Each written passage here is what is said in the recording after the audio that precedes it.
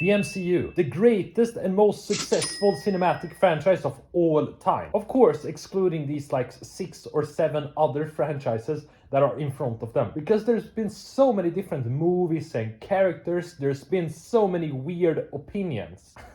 Here are some of the most interesting hot takes I was able to find in like 8 minutes. MCU fans don't actually watch the movies thoroughly, I don't know how to pronounce, but just give their opinions blindly. I'm gonna be honest, I completely agree with you, random guy. Mainly because I've been one of those people. Even recently, actually. Back when Thor Love and Thunder was released, I was like super fanboying over that movie. I think I even said that it's better than Thor Ragnarok, which in itself is a hot take that deserves to burn in hell. Like, literally, what was I thinking? Must have had a heat stroke or something. Okay, in my hand here I have my old opinion from like, I don't know, a year ago or something. Thor 4 is better than Thor 3. I mean, worst opinion of all time. I don't know what was wrong with me at that time. Anyway, we're gonna burn this thing right now, hopefully. I'm just casually walking around in this nice neighborhood, preparing to burn some paper. I have this like cigar lighter, but I don't know how I'm gonna do this with one hand. Oh, nice. We have some flames. There's some guy over there coming over here. Good enough. Let me just make sure that... Nice. Oh! Anyway, I completely agree with the hot take. I think even in this comment section on my channel, I've been arguing with different people. Different people saying that MCU projects have been awesome. Like, what? Ant-Man 3 was an abomination, dude. Like, stop defending it. But I do think a lot of Marvel fans have come to realize that the latest phase has been awful. It's really consensus now that the MCU must improve. So maybe the hot take is a bad take. I don't know. Moving on from this pile of garbage take. The villain MODOK was actually funny. Sure, he was funny. In a universe where the plague is deemed as a vaccine. Like, what are you on, dude? MODOK was the definition of hell on earth. His animation was really trash. His character was just annoying. Like, dude, you're a human from Earth. Why don't you join the other humans and help them battle the super evil guy? But I do have to say that one part was really funny. I think when he sacrificed his life for the greater good, and then he was just touching Ant-Man on the face and doing some shushing sound, like shh, shh, and just touching, you know. Other than that, horrible character, and don't you ever mention his name again. We need more lame heroes and villains, because just having popular badasses would just get boring. I mean, I don't really know what my approach is for this hot take. It depends on how you define lame superheroes. Characters like Asbestos Lady, evil villain for the Fantastic Four. Or what about Dr. Bong? Some asshole that can evolve animals into the next evolutionary stage. Actually, that's a pretty interesting power. I don't know why his name is Dr. Bong then, or Bong Man. Probably because the guy that created Bong Man was, you know, smoking weed. Maybe it's quote-unquote not super popular superheroes. Heroes like Hawkeye, Daredevil, Jessica Jones. And yeah, I would actually agree with this. But then maybe you would have to make a lot of TV shows. Which would be awesome actually, because those shows were really awesome. Anyway, moving on from this weird and undetailed hot take. Steve Rogers returning the Infinity Stones was a terrible idea and people should stop talking about it. To be honest, I don't really understand your hot take, dude. Like, why is it a bad idea to send one of our best commanders with vast experience regarding Black Ops type missions to return the Infinity Stones in correct places? Places that maybe require a form of Spec Ops type infiltration that must be done in a stealthy way. I don't get it, dude. Also, it just gave him the opportunity to go back to his time and be with Peg or Peggy or whatever her name is. It just gave him a great ending after all the good and heroic things he's done. Like, who did you want to send back there? Ant-Man? Hulk? Spider-Man that constantly screw things up? Stop it, dude. Stop! Doctor Strange is abnormally out of character in No Way Home and was completely wasted and just destroyed. You know what?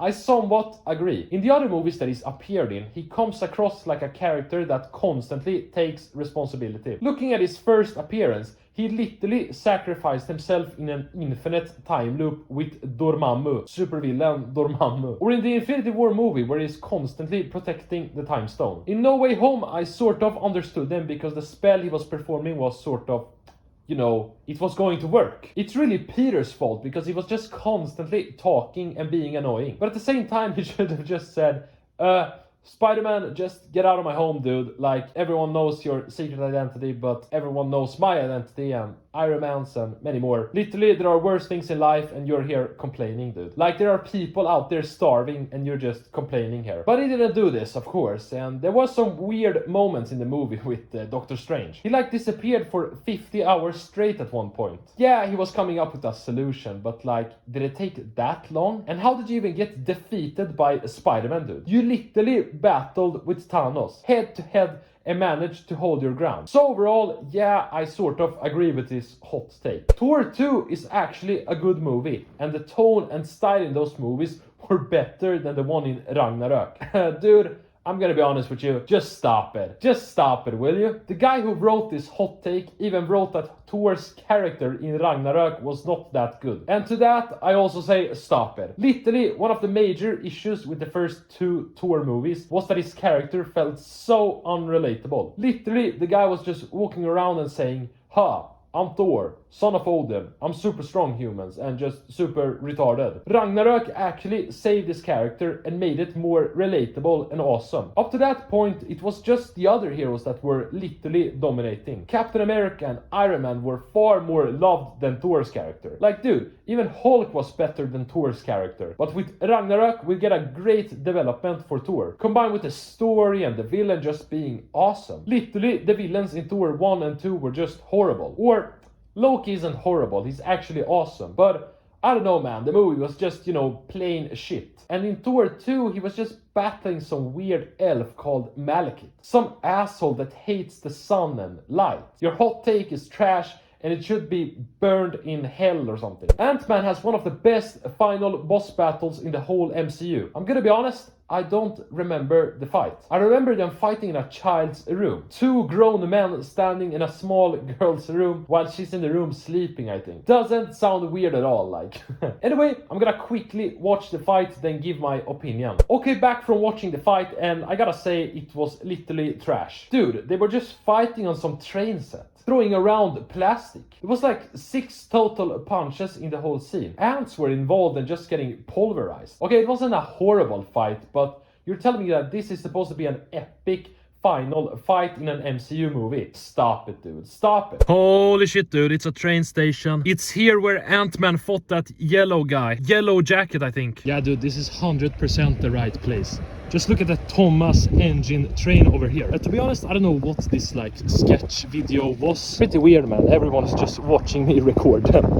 And to even say that it's one of the best in the whole MCU franchise is just plain wrong. Just look at all the Avengers movies and those boss battles. Thor vs. Hela is better. The final fight in Spider-Man No Way Home is better. All the Captain America fights. I can go on and on and on. Tom Holland's Spider-Man suck. I mean, I sort of agree, maybe, yeah.